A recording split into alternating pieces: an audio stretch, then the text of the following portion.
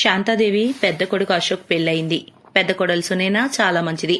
సునైన ఇంటి పనితో పాటు అన్ని పనులను చక్కదిద్దుతూ ఉంటుంది. ఎవరి మధ్య ఎటువంటి గొడవలు లేవు. కేవలం ప్రేమ మాత్రమే ఉంది. అది శాంతాదేవి ఇంటి గుర్తింపుగా మారిపోయింది. అత్తయ్య, నేను ఆ ఎదుటి బండి నుంచి మామిడికాయలు తీసుకుంటాను.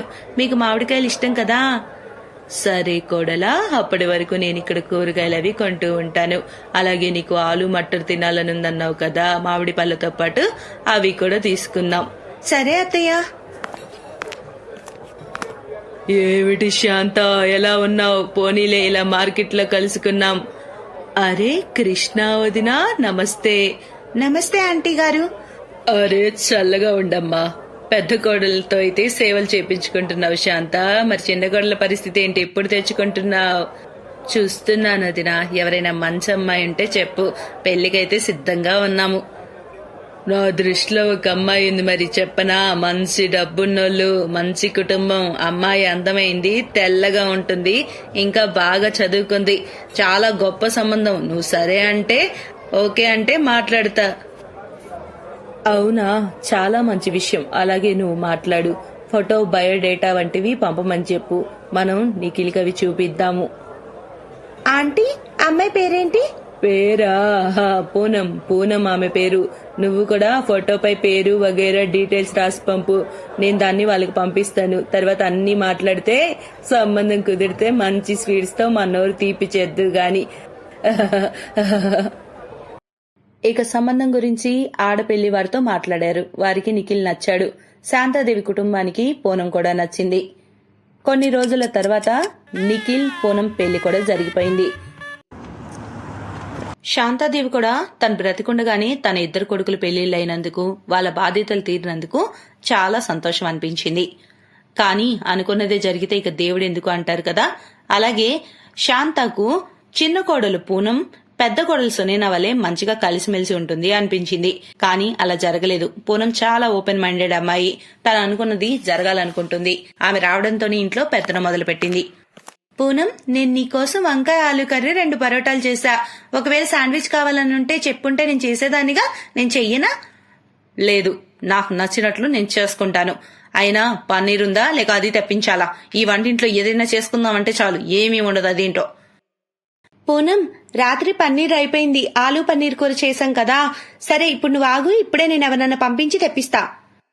నా దగ్గర నీ అంత ఖాళీ సమయం లేదు. నేను మా అమ్మ వాళ్ళ ఇంటికి వెళ్ళాలి. అక్కడ నా ఫ్రెండ్స్ వచ్చున్నారు, వాళ్ళతో టైం స్పెండ్ చేయాలి.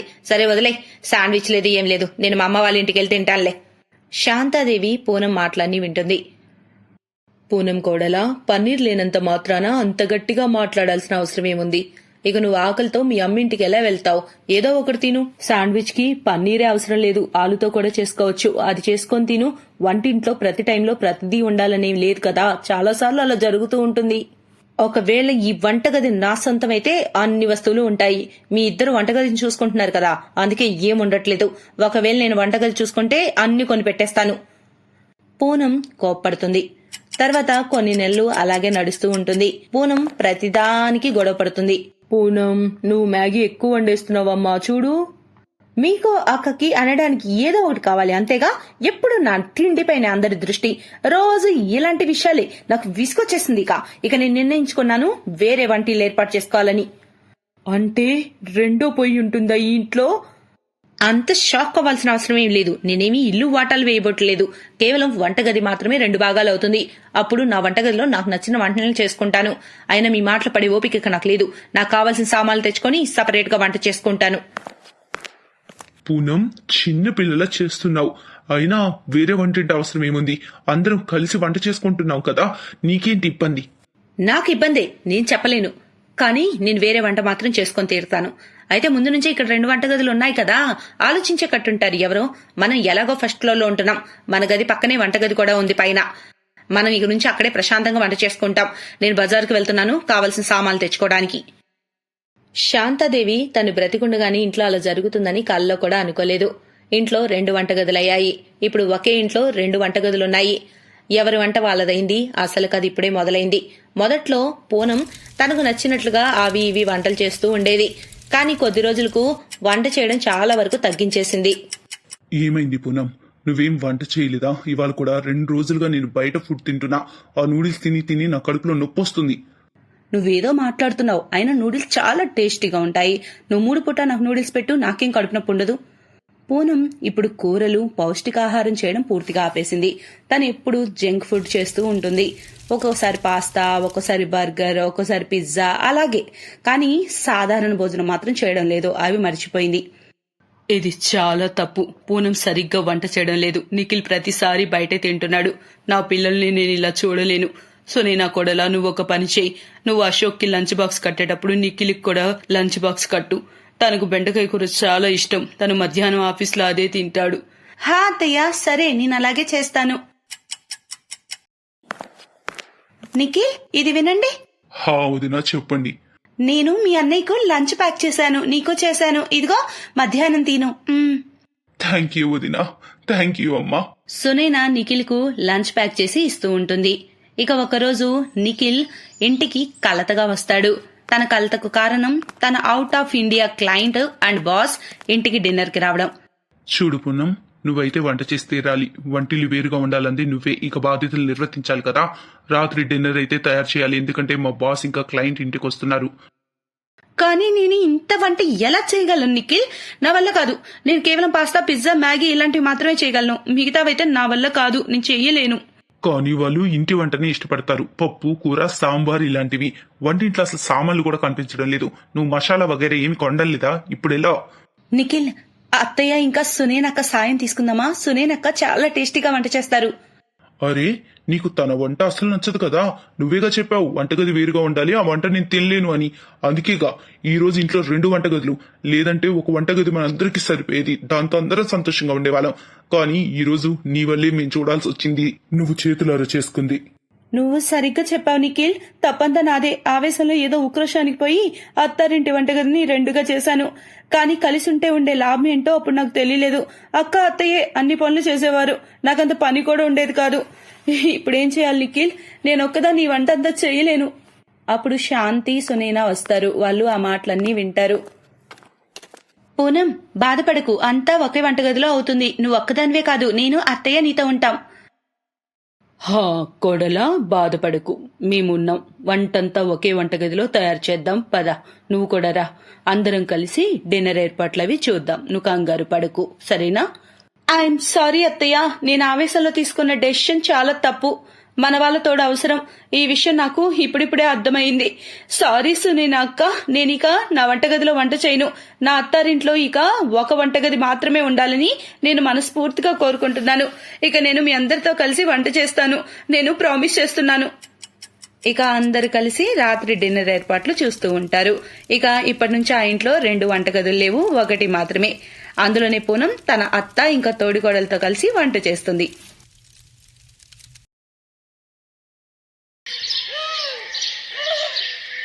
సుధా మరియు హరీష్ సోన్పూర్ అనే ఒక ఊర్లో ఉండేవారు. హరీష్ ఊర్లో అందరిళ్లలో కూలి పని చేసేవాడు. దాంతో పెద్దగా సంపాదనేమీ ఉండేది కాదు. దాంతో ఇల్లు గడవడం చాలా కష్టంగా ఉండేది. కానీ ఇప్పుడు కొద్ది నెలలుగా హరీష్కి సరిగ్గా పని దొరకదు. దాంతో వాళ్ళకి డబ్బులు పరేషాన్ ఇంకా ఎక్కువ అవుతుంది. ఒకరోజు సుధా హరీష్తో ఇలా అంటుంది.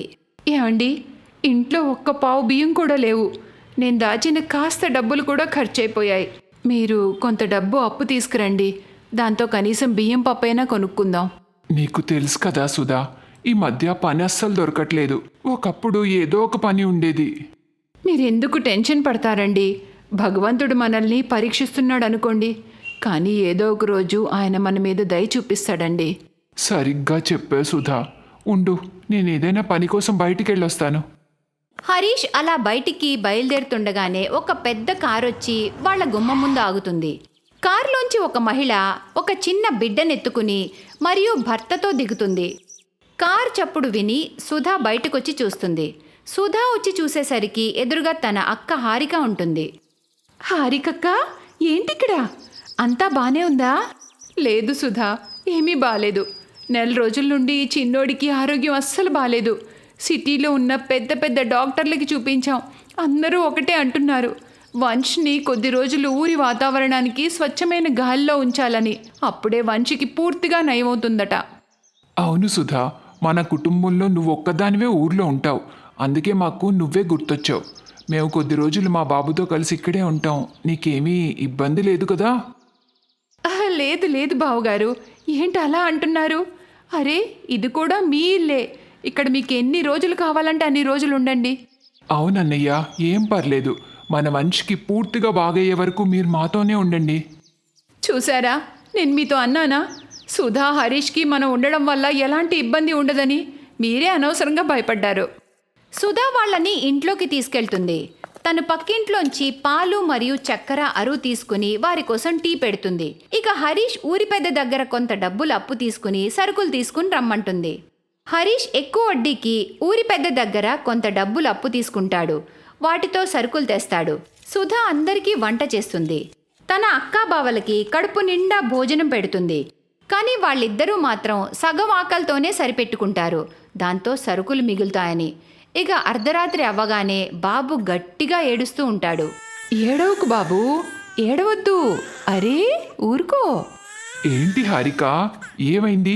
బాబు ఎందుకు ఏడుస్తున్నాడు? వీడికి ఆకలేస్తున్నట్టుందండి.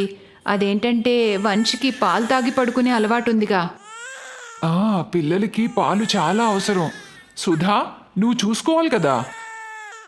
అయ్యో, దానిలో సుధా తప్పేమీ లేదు. నేను వీడి కడుపు నిండుగా ఉందనుకున్నాను. పోన్లే సుధా, కొంచెం పాలుంటే తీసుకురా. అయ్యో, పాలేవక్క, సాయంత్రం టీ పెట్టేశాను, అయిపోయాయక్క. అవునా, సరేలే, నేను వీడికి జోలపాడి పడుకోబెట్టేస్తాను. అయ్యో, ఎందుకు? బాబు ఆకలితో పడుకోకూడదు. నేను ఇప్పుడే షాప్కి వెళ్ళి తెస్తాను. హరీష్ షాప్కి వెళ్ళి పాలు తెచ్చి సుధాకిస్తాడు. సుధా ఆ పాలని వేడి చేసి అక్క హారికకిస్తుంది. ఒకరోజు జోరుగా వాన పడుతూ ఉంటుంది.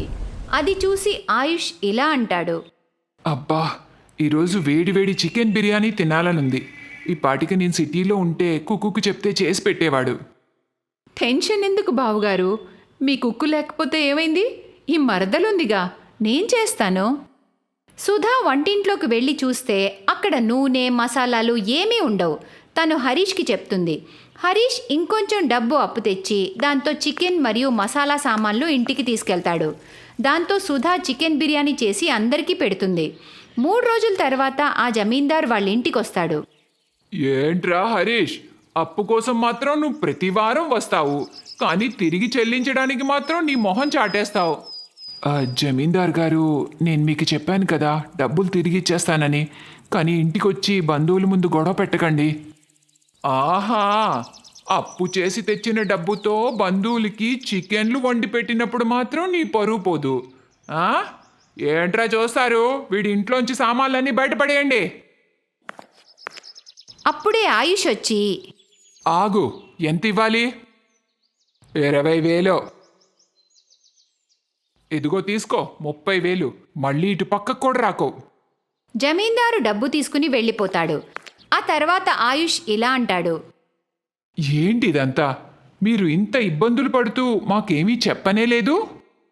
అవును సుధా, నేను నీకు అక్కనే కదా, నువ్వు నాకు కూడా ఏమీ చెప్పలేదు. ఇబ్బందులన్నీ ఒక్కదానివే పడుతున్నావా? అక్క, మీరిద్దరూ ఇక్కడ కొద్ది రోజులు ఉండడానికి వచ్చారు. మేము మిమ్మల్ని ఇబ్బంది పెట్టాలనుకోలేదు. ఆయనకి ఉద్యోగం లేదక్క. ఎప్పుడైనా కూలి పని వస్తే చేస్తారు, లేదంటే లేదు. అందుకే మాకు కొంచెం ఇబ్బందిగా ఉంది. ఇకపై ఉండవులే. హరీష్, నేను ఈ ఊర్లో ఒక హోటల్ ఓపెన్ చేయాలనుకుంటున్నాను. బయట నుండి వచ్చే టూరిస్టులు చుట్టుపక్కల ఉన్న ప్రకృతి అందాల్ని చూస్తారు. నువ్వు ఆ హోటల్లో మేనేజర్ పోస్ట్లో పనిచేయాలి. నెలకి 25,000 ఇస్తాను. అది విని సుధా మరియు హరీష్ కళ్ళల్లో నీళ్లు తిరుగుతాయి. హారిక సుధాని ప్రేమగా హత్తుకుంటుంది. కొద్ది నెలలోనే ఆ ఊర్లో హోటల్ ఓపెన్ అవుతుంది. చాలామంది టూరిస్టులు వస్తూ ఉంటారు. ఇక వాళ్ళకి బాగా లాభాలొస్తాయి. ఇప్పుడు హరీష్ మరియు సుధాలు కూడా ఒక పెద్ద ఇల్లు కట్టుకుంటారు. ఇప్పుడు వాళ్లకున్న అన్ని ప్రాబ్లమ్స్ తీరిపోయి వాళ్ళు ఆనందంగా ఉంటారు. Thanks for watching.